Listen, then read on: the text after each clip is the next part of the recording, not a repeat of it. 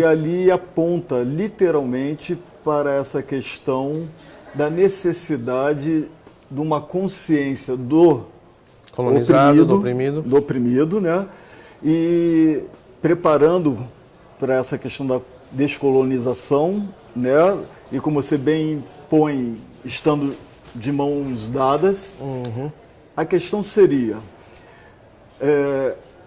enquanto essa sua caminhada, né, dentro de um contexto latino-americano, quando um Fanon, com o prefácio do Jean-Paul Sartre, repito, apresenta Fanon e o Sartre respalda essa necessidade do colonizado se perceber com todo o direito de viver a liberdade. Essa é a primeira parte.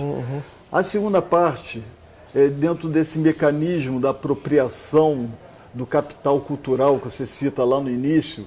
Você diria que é justamente por isso que o indígena, tá, ainda não adquiriu essa consciência de oprimido frente à consciência do opressor. Como é que ficaria isso enquanto indígena?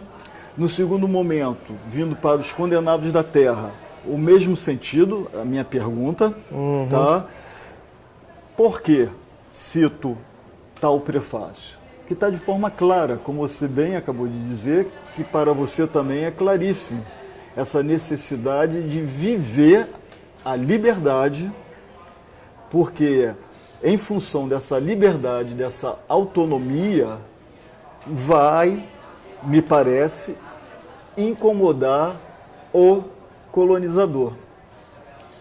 E, uma vez incomodando o colonizador, o colonizado já vai viver a descolonização.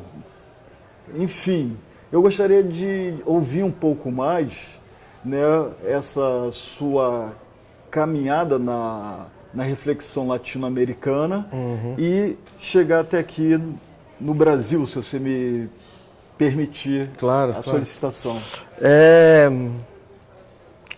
Então, isso que você aponta para a gente pensar um pouco sobre a questão dos povos indígenas, uma coisa que é muito característica das populações indígenas da América Latina inteira, mas do Brasil em especial, talvez até por um histórico de formação pré-colonial e tudo, mas é assim tudo, né? Mas é a própria questão da heterogeneidade mesmo, né?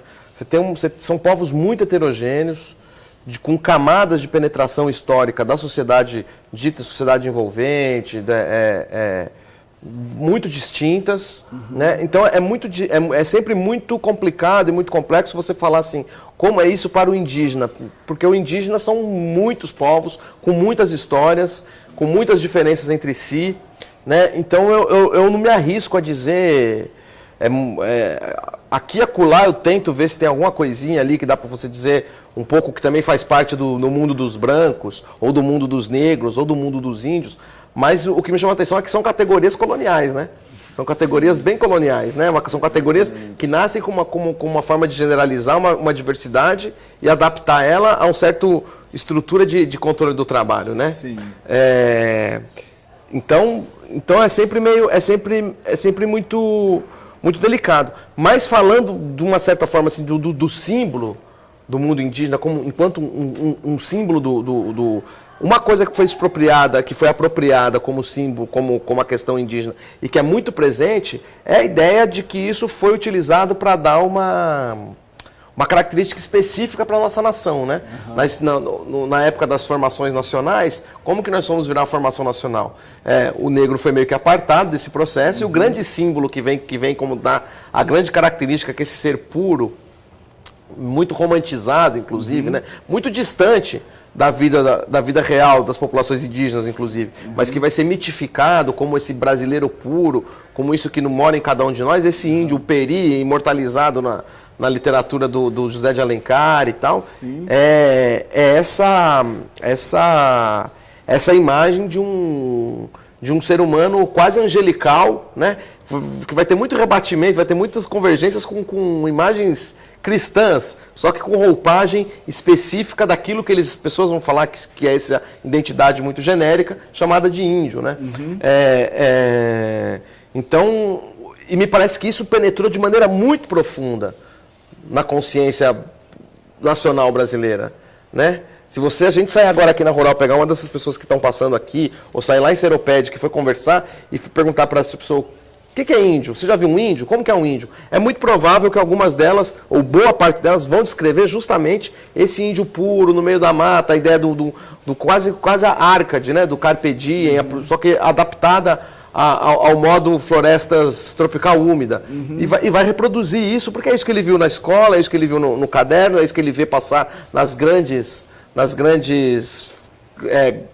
estruturas de mídia que estão passando aquilo, né? Ou então vai falar o contrário. Vão falar que ele é preguiçoso, que ele é vagabundo, que ele não presta, que ele atrapalha o desenvolvimento, que ele não tem boa alma, que ele não tem alma, em última análise que ele não é humano. Quer dizer, que vai um pouco se polarizar nesses dois pontos. E os dois pontos são radicalmente falsos. A vida das populações indígenas é absolutamente heterogênea, absolutamente diferente, diversificada, com elementos muito distintos, como inclusive é de vários outros povos. Claro que com características específicas que os formam enquanto seres históricos, mas que não estão elas não estão encaixadas somente nessas duas possibilidades. Ou o anjo maravilhoso e quase que carrega a salvação nossa, em seres ocidentalizados e degradados, e do outro lado, o que há de pior, que a gente pode considerar de pior da condição humana, que são os vícios, né, a falta de honestidade, a falta de alma, a desumanidade, em última análise, né? Então eu acho que isso ainda é um desafio muito grande para todos nós e desafio muito grande para as populações indígenas que estão se organizando e tentando, de alguma maneira, mudar um pouco esse quadro, né? Eu acho que é um quadro próprio de um olhar colonial, de um sistema colonial, impor para nós esse imaginário simbólico sobre as populações indígenas, que nós, que não temos, aparentemente, ou que pensamos não ter contato com isso, imaginemos uma coisa que é totalmente fora da realidade deles, né? Então, eu acho que isso, podemos dizer que isso é um desafio para as populações indígenas, para o índio, de maneira geral, no Brasil, é conseguir fazer com que a sociedade nacional efetivamente quebre essa capa ideológica, entenda, veja o que está para além dessa mensagem que está passando lá nas grandes redes midiáticas e veja o que acontece efetivamente com as populações, né? E o seu lugar na formação da cultura brasileira real, que é muito importante, não só no ponto de vista dos costumes, mas no ponto de vista ético, no ponto de vista de entender as camadas mais profundas do que é ser brasileiro, as camadas mais profundas do que é ser humano, as camadas mais profundas das técnicas de manejo do mundo, das formas de entender a espiritualidade. Tudo isso está muito presente na vida do brasileiro, está muito presente na vida cotidiana de nós, e nos falta essa informação, nos falta essa formação, nos falta esse conhecimento de entendermos e sacarmos a verdadeira a riqueza que existe, que nos forma enquanto povo e que devemos a esse conjunto de povos que ainda estão aí, estão vivos, e que nós temos que reparar essa dívida histórica desse genocídio e dar espaço para que efetivamente essas coisas venham à tona, apareçam, estejam começando. E muito parecido, quer dizer, muito parecido não, mas o mesmo processo também, claro, com as populações. A população chamada negra, que é a maioria é uma outra realidade completamente distinta. Você conhece tão bem ou muito melhor do que eu. São mais de 50% da população autodeclarada, que é uma outra realidade, dentro de um processo muito distinto, mas que também incorre em vários imaginários, em vários simbolismos, em vários preconceitos, em dificuldade de penetrar em camadas da sociedade que são ditas mais... Onde estão mais assim, a universidade, por exemplo, sempre guardado para as elites e tal. Então, é um desafio para os povos, né? Para os povos. Aí nesse sentido, quando você toca a universidade, aí já fazendo uma ponte, como você bem menciona, da questão da descolonização, estando de mãos dadas com a questão da liberdade, né? Gabriel. Então, até aqui. Nesse aspecto, a universidade, o papel dela, né, ao lidar com as culturas indígenas, com as culturas afro-brasileiras aqui presentes, aí eu vinculo a uma expressão que você usou há pouco, espiritualidade brasileira. Aí eu vou para o quarto ponto, retomando o conceito de bricolagem. Nesta bricolagem, qual real presença dessa espiritualidade indígena, qual real presença dessa espiritualidade afro-brasileira, qual real presença dessa espiritualidade eurocêntrica? Porque, de algum modo, quando falamos há pouco da teologia da libertação, me parece que é justamente uma tentativa de ir ao encontro dos povos indígenas, no primeiro momento, dos povos da diáspora africana que aqui chegou, e na sua expressão, que eu compreendo bem, a sua fala, Bruno, no sentido da espiritualidade brasileira. Compreendi bem. Mas a questão da bricolagem teria uma maior ou menor incidência dessas três culturas nessa bricolagem? Uma cultura indígena, me permita colocar no singular, uma cultura africana, que aqui chegou, nem vou usar a expressão afro-brasileira para já não causar ruído, e uma cultura europeia, que também poderíamos fazer um vínculo direto com a questão do catolicismo, a questão dos jesuítas que você falou lá no início. Na bricolagem, teríamos ou não uma maior incidência, e já fazendo menção a essa descolonização colocada há pouco? Olha, volto a dizer, é uma realidade extremamente heterogênea para eu me sentir à vontade para te dar uma resposta assim, é isso ou não é. O que me parece que é importante ressaltar é que você tem uma forma extremamente heterogênea e diversa de se expressar isso que na minha fala apareceu como espiritualidade brasileira. Você vai ter uma quantidade muito grande do que a gente pode chamar de um legado, de uma tradição afro-africana, afro-brasileira, que vem de diferentes pontos da África, que encontra aqui também diferentes formas de adaptação e de manifestação, de ressignificação. O mesmo vai acontecer com as culturas chamadas culturas indígenas, e o mesmo vai acontecer com a heterogeneidade de culturas europeias. Então, você vai ter o fenômeno do catolicismo popular como um fenômeno bastante forte, disso que a gente pode chamar de uma mestiçagem propriamente brasileira, né? Que também é um catolicismo popular que você encontra em outros lugares da América Latina, mas aqui muito presente a questão da cultura negra, de maneira muito presente, né? No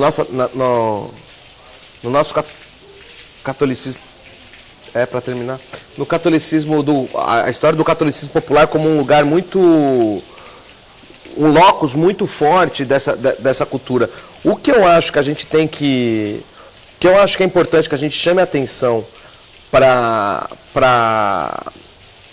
essa questão do que a gente está chamando de uma espiritualidade brasileira, é que na construção do que a gente pode chamar da nossa religiosidade de maneira geral, você sempre teve uma dimensão que foi mais invisibilizada. Uma dimensão que é como se ela não tivesse tão presente na nossa cultura. E que é justamente a dimensão do que a gente pode chamar de dimensão indígena, a dimensão africana, e todas as suas possíveis mesclas, possíveis articulações, né? E todas, que hoje ganham um pouco o nome dos saberes tradicionais, né? Das populações tradicionais, né? As diferentes formas, acho que já estavam mais de 55 identidades possíveis aí, desde os faxinalenses do sul até os caboclos do Pará, passando pelos catadores, pelos extrativistas de Buriti, do Maranhão, a infinidade de ribeirinhos, pescadores, enfim, caboclos, quilombolas, essa infinidade, essa riqueza absolutamente rica do que é a cultura brasileira, e como essa espiritualidade mesclada vai se manifestando de diferentes formas.